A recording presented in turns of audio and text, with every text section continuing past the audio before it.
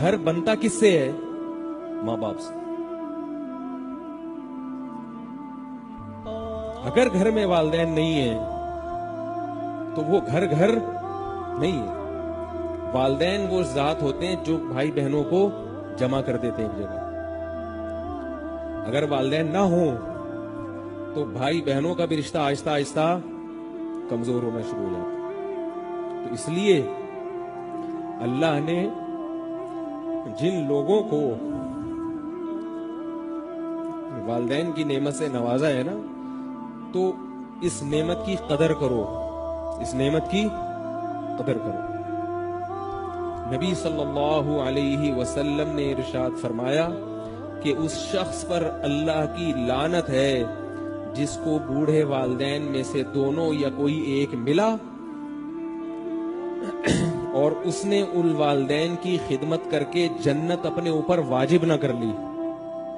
اتنا بہترین آپشن اللہ نے جنت کمانے کا دیا تھا اور اس نے یہ آپشن ضائع کر دیا.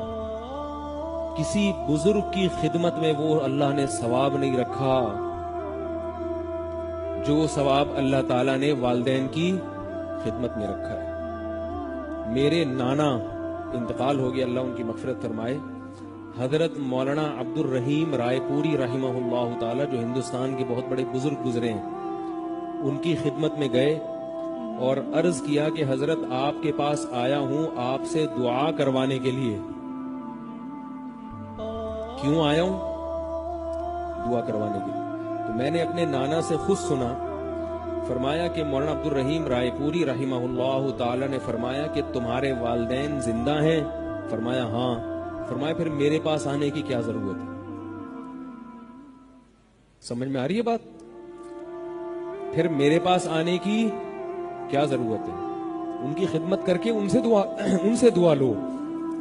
تو اس لیے یہ بات خوب اچھی طرح ذہن میں رکھیں کہ والدین کسی کے اگر گھر میں موجود ہوں تو اس سے بڑا سرمایہ نہیں ہے کسی کے پاس. تو دل بھی چاہتا